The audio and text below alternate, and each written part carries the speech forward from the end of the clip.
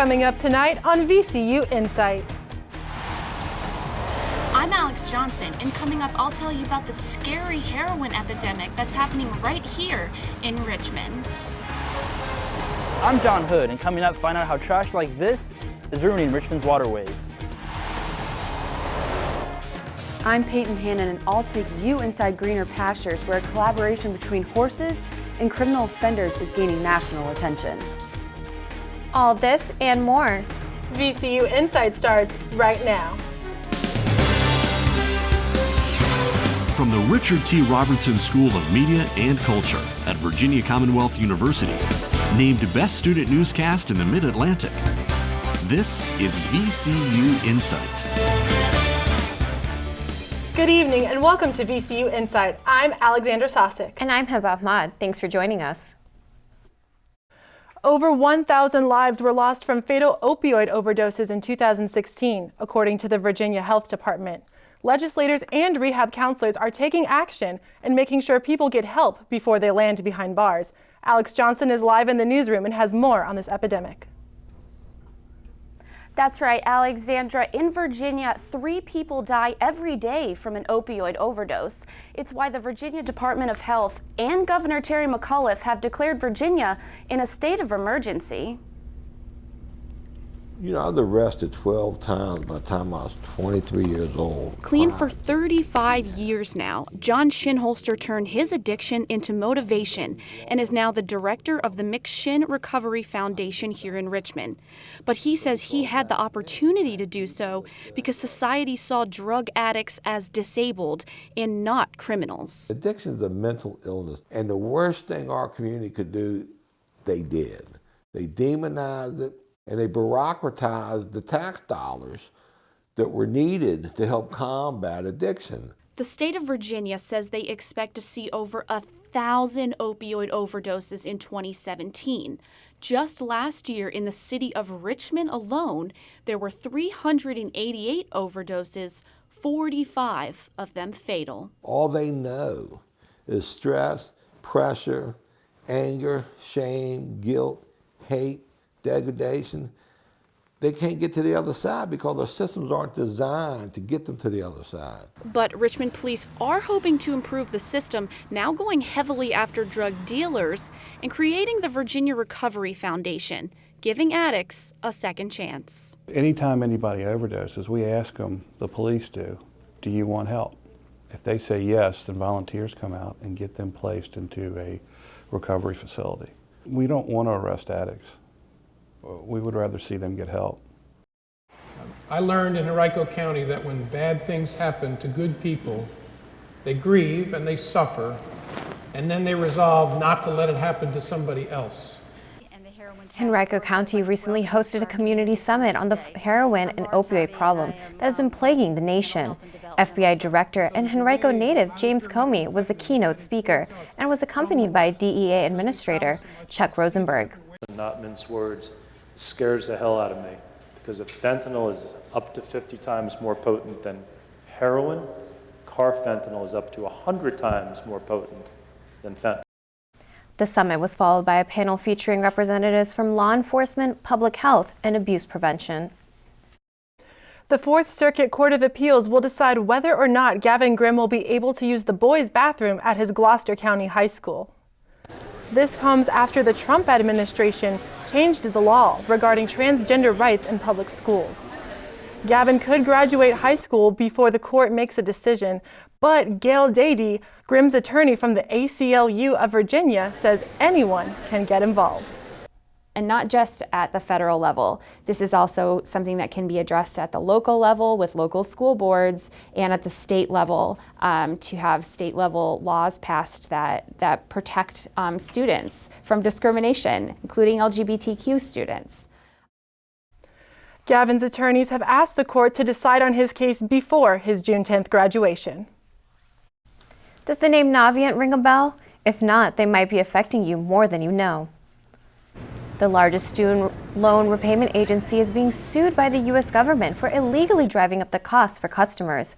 Consumer Financial Protection Bureau filed a lawsuit claiming the company failed to inform students on the easiest way to repay their loans. They're also charged with making it harder to release cosigners from loans.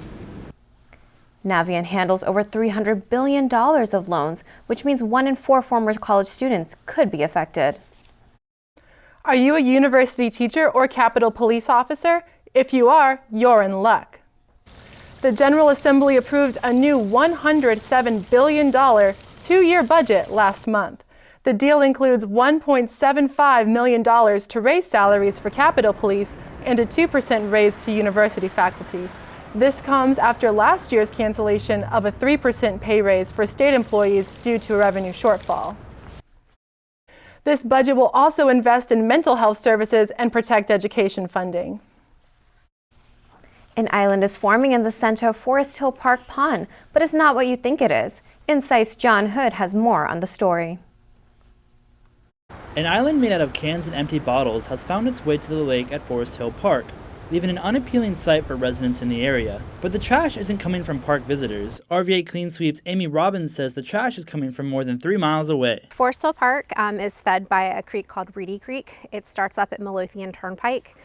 Reedy Creek is about a 3.5-mile creek, and it feeds into Forest Hill Park and then the James River. They get a lot of car litterers on Midlothian Turnpike, and most of the litter you're seeing is coming from that. Under Richmond City Code, it is unlawful to throw trash onto public property, including in any waters within the city.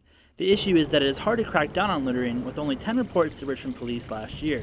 Tired of the unappealing sight of the lake, Forest Hill residents cleaned up the mess earlier this month. City Councilwoman Kristen Larson says the community wants to take back their lake. It was really upsetting for the community, and so we organized this event partnering with RVA Clean Sweep to come out and sort of take our lake back. Robbins says that if this island wasn't here, the trash could affect something even bigger. That little island is actually acting as a natural trash weir. So all the trash that gathers there doesn't make it down through the rest of the park and doesn't make it into the James River.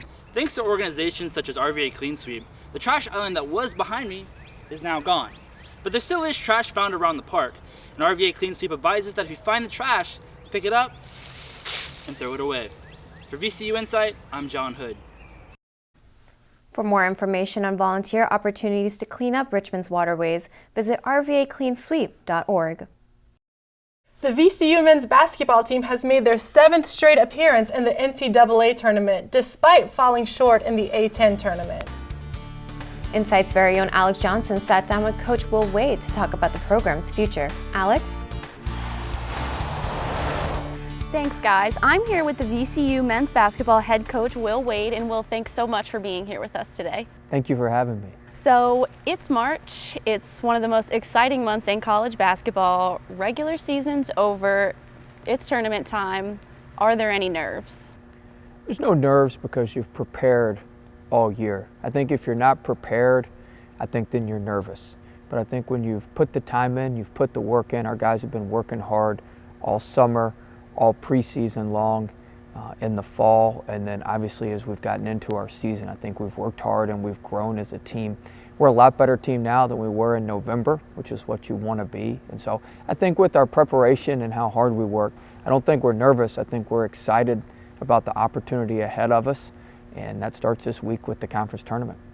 And you guys did drop the last 2 of 3 games, and those were some away games. So how can you use those preparations and that improvement to maybe be better at away games since you don't have any more home games? Yeah, those away games were tough games. We lost at Rhode Island and we lost at Dayton, 2 of the better teams in our league, 2 top 50 teams in the country. I thought we gave ourselves a chance to win both of those games. We played really hard for stretches in those games, for about 15 minutes at Rhode Island, about 25 minutes at Dayton. But as we move forward on neutral sites and in tournament atmospheres, it takes 40 full minutes to win. And so we're going to need to play a full 40-minute game, and hopefully we've learned our lessons from those 2 games. We came back home to the Siegel Center and played a full 40 minutes against George Mason, and we'll need to do that the rest of the year. If we don't play a full 40 minutes, it'll probably be our last 40 minutes on the court once we get going from here on out. So how do you make sure you play those full 40 minutes when, down the line as the tournaments go on, you're going to be playing some of the most athletic teams in the nation? Well, we've shown we can do it before. We played Baylor very close on a neutral court earlier this year down in the Bahamas, and Baylor will be a number 1 or number 2 seed nationally. So they'll be a very, very good team, maybe a team that we could run into again if we're fortunate enough to make the NCAA tournament. So, you know, we've shown we can do it. It's just a matter of us going out there, executing, practicing, preparing the right way, and using everything that we've learned throughout the season. If we can do that, I think we'll be ready to go in those type environments against those type teams. Now, does this have anything to do with maybe leadership in the locker room? Because I know you've got 5 seniors this year who have been through 3 NCAA tournaments. So have they really stepped up? Yeah, it really helps. You know, you want to have NCAA tournament experience. You want to have guys who have been through the battles, been through those tense moments, those tight moments, and those close NCAA tournament games. And we've got 5 great seniors who are tremendous leaders. Torrey Burston has a great leadership role, maybe the most respected guy on our team. And then Jaquan Lewis, our point guard, Mo Ali Cox, our big kid. Doug Brooks has really come on for us this season, and it's just a jolt of energy for us defensively. And Jordan Burgess is a glue guy who does a lot of the little things. So not only do we have seniors, we've got great senior leadership, we've got seniors who have been productive and who have won in these type environments. So it's a luxury to have those guys, and then we want those guys to continue to show our younger guys, hey, this is what it takes to win, this is how we win, and this is what goes into winning at this level. And so it's a luxury to have 3 guys who have, or 5 guys who have been to 3 NCAA tournaments, and hopefully we can make it a 4th. Now, I know this is your 2nd year as head coach, but you were here for 4 years as an assistant coach. So what's been your favorite memory here at VCU? Well, I think obviously going to the Final Four was a great memory when I was here as an assistant coach. As a head coach, when we beat Oregon State last year in the first round of the NCAA tournament, we hadn't won a tournament game in those previous 2 seasons, going out in the first round to Ohio State and to Stephen F. Austin. So I think winning that Oregon State game last year in Oklahoma City was a lot of fun. So hopefully we've got more memories to come this year. More memories and hopefully good things in the future? Absolutely, that's what we're looking for. All right, well, thank you so much for being here with us. Again, I'm here with VCU men's basketball head coach Will Wade, and we'll send it back to the desk. Thanks, Alex. Have you ever been to a Richmond Kickers game? Well, now you can watch the Kickers take on their competition in the comfort of your home. According to CBS 6, in their 25th season, the Richmond Kickers Soccer Club announced they are teaming up with Channel 6 to broadcast 17 games during the 2017 season. Richmond Kickers spokesperson Santiago Lucio said attendance at the City Stadium is up by 50% over the last 2 seasons. The season kicks off on March 25th and will be shown on CBS 6. All games will continue to be shown on United Soccer League's YouTube channel. For a list of games to be aired, visit CBS 6. Big changes are coming to Richmond's bus system, and they might have an effect on how VCU students get around.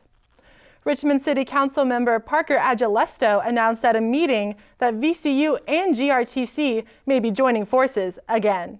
The university hired a private transportation system in 2013 for students and faculty, causing students to pay Ride Richmond's buses. But that contract is set to expire this year. Agelesto anticipates the program between GRTC and VCU will start when the new transit system opens in October. Richmond's Community Brain Injury Services hosted their annual Lifting the Silence event that will benefit local organizations supporting brain injury victims. Reporter Coley Carey has more on the story.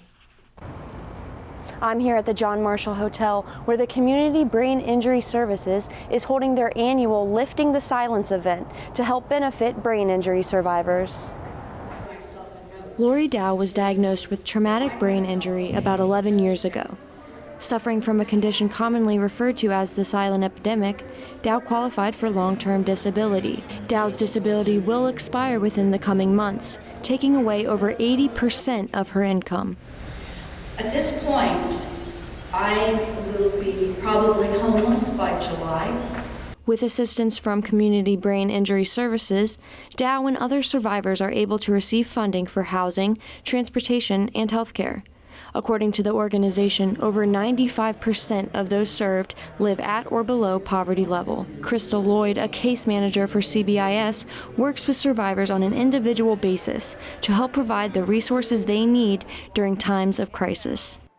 We're trying to help folks get that self-esteem back, that feeling of self-worth. Between the live auction and raffle at the event, CBIS hopes to reach the goal of raising $50,000 in order to provide services for more than 200 survivors and their families. This was Brian Kurtzlofsnik's 6th time auctioneering at the event and says he has high hopes for the night's results. What a wonderful turnout. This is one of the best turnouts we've had so far. This is Coley Carey reporting for VCU Insight. Community Brain Injury Services exceeded their goal by raising $58,000 for brain injury survivors. Still to come, we'll show you how horses and criminals are giving each other a second chance. And Richmond hosts its first Black Restaurant Week. We'll tell you how they raised money for a healthy cause.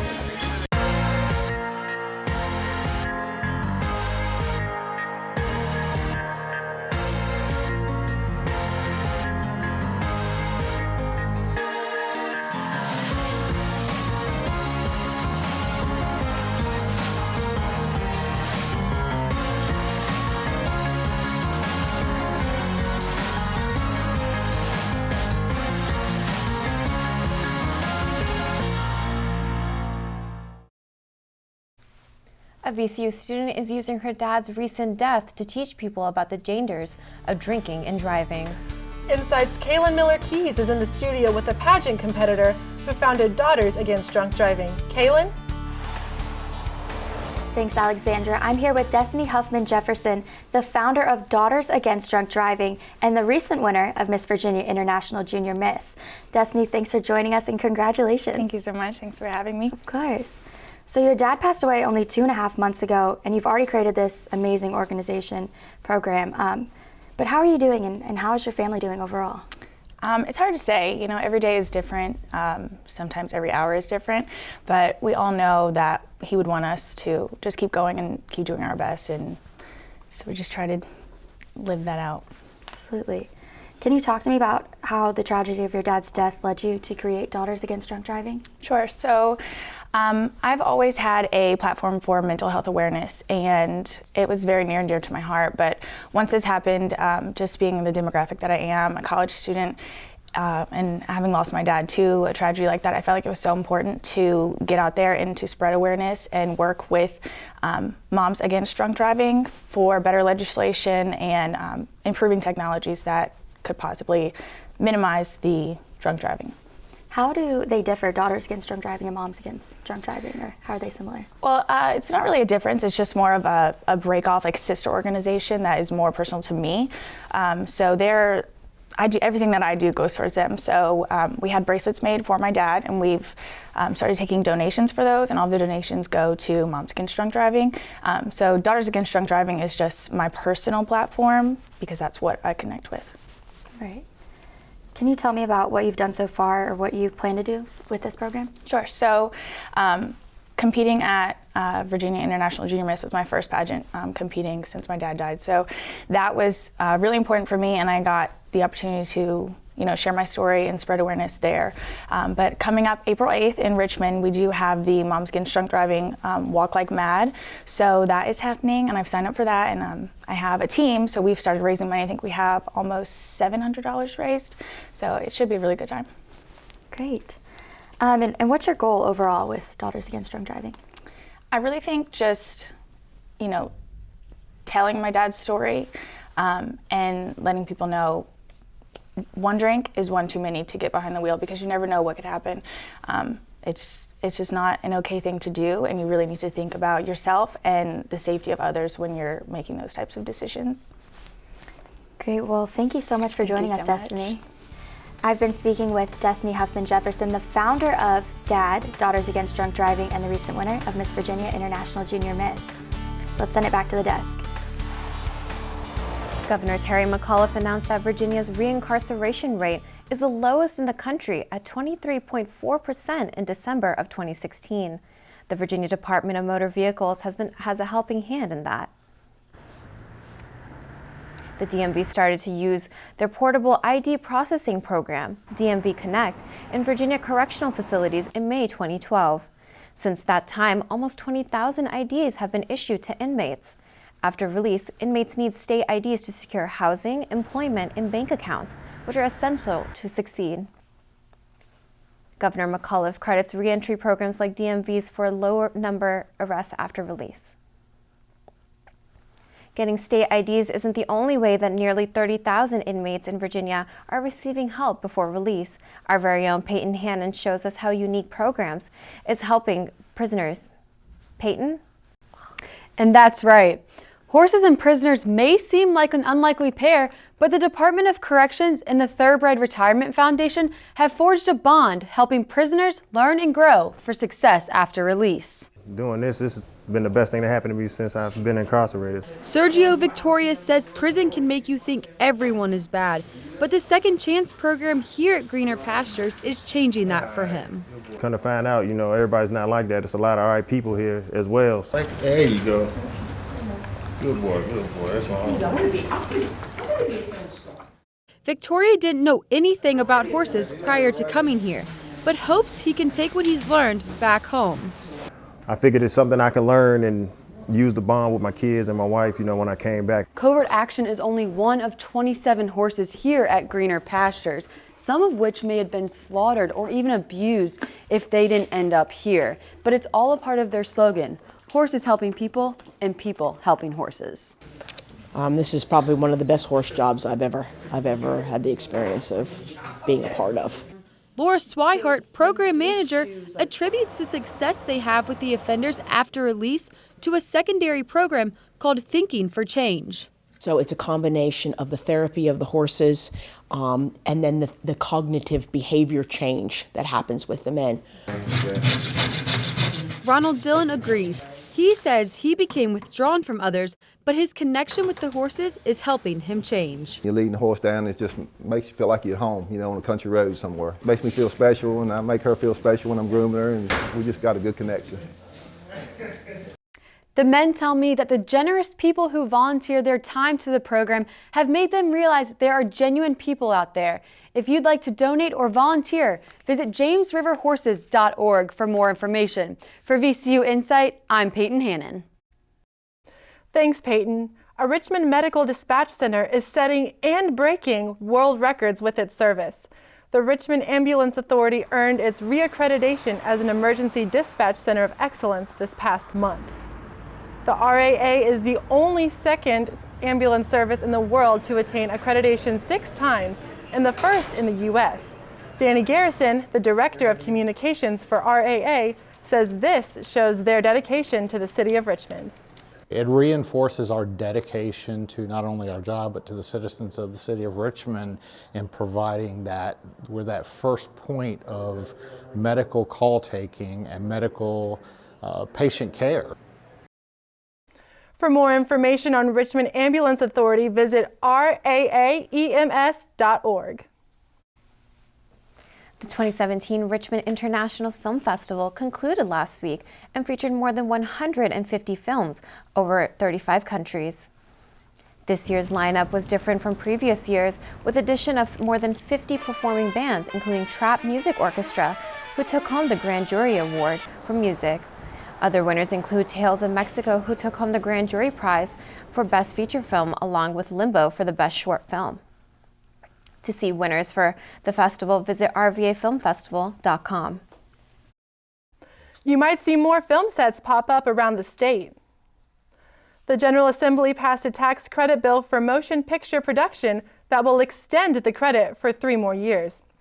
This tax credit means any production with qualifying expenses of at least $250,000 will receive refundable credit equal to 15% of the production's expenses. Governor McAuliffe is expected to approve the bill. To learn more about the film in Richmond, visit film.virginia.org. How would it make you feel as a parent having to see your child not be able to fully play with other children? Well, VCU, along with the Children's Hospital of Richmond, are working together to make sure children with disabilities can still have fun. Calvin Mines has more on the story. Meet Harrison Price. He was born with arthrogryposis, a condition that causes joint contractions. His father, Larry Price, believes his new car allows him to have fun along with the other children around him. The car allows him to go outside, be with the kids that are riding their bikes on the scooters, and he can follow them. Harrison recently received his motorized toy car from the Go Baby Go program on December 9th. He isn't a licensed driver just yet, but you can now catch Harrison riding in his red Lightning McQueen car and occasionally chasing his sisters. It's great because now he's just like any other kid that has an electric car, but the car is modified for him now. And it's a Harrison car. Here at VCU's Department of Physical Therapy, modifications like those put onto Harrison's car can be made to any children's vehicle like this Mercedes, so they're properly equipped with the necessary modifications for the child.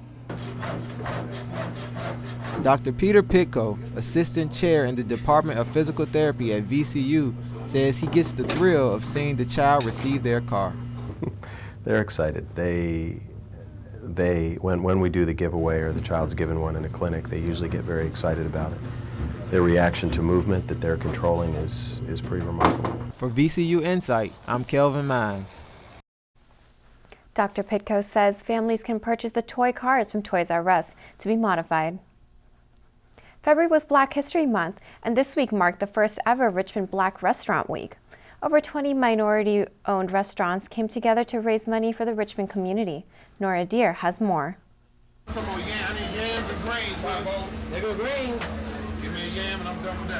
If you're a fan of yams, chicken, or mac and cheese, Black Restaurant Week was for you. Organizers from Black RVA teamed up with local minority-owned restaurants around the city. Their goal was to raise money for Renew Richmond, a local nonprofit that focuses on access to healthy food and nutrition education for everyone in Richmond. Black Restaurant Week is a thing nationally that a lot of cities have done, but in Richmond, with our strong African American community and a great African American hospitality tradition, restaurants and clubs, it's really good that we're doing it for the first time in Richmond. Organizers came together to invite restaurants like Mama J's and Croaker Spot to join the cause. There are more than 20 Black-owned restaurants throughout the city. These are 20 that chose to participate. Some were eager and excited, and some took a little persuading. And we were able to do together what no one restaurant could have been able to do individually. Good food always brings people together. So when you have good food, a good environment, a good place to be, brings them back home and they want to come to Mama J's. We're here, good food. You can see it's packed all the time, but that's a good thing. Organizers said they did receive some flack about the name of the event. We're kind of ignoring all the hateful comments, to be honest, because our major goal is to make a huge impact in our city. While this year's Black Restaurant Week has come to an end, organizers are already working on next year's, which may feature Black-owned caterers and even a television show with Black chefs. Thank you. For VCU Insight, I'm Nora Deer. Richmond is now among 8 cities with reputations for soulful restaurants to participate in Black Restaurant Week. Event organizers are currently working with restaurants to see if they reach their donation goal. And that does it for this edition of VCU Insight. Make sure to check out our website at insight.vcu.edu. And you can also follow us on Twitter, Instagram, and Facebook under VCU Insight. Contact us with any stories you'd like to see on our show. And if you missed our show or would like to watch it again, you can find us on YouTube at VCU Insight. Thanks for watching. I'm Alexandra Sosik. And I'm Ahmad. We'll see you next time.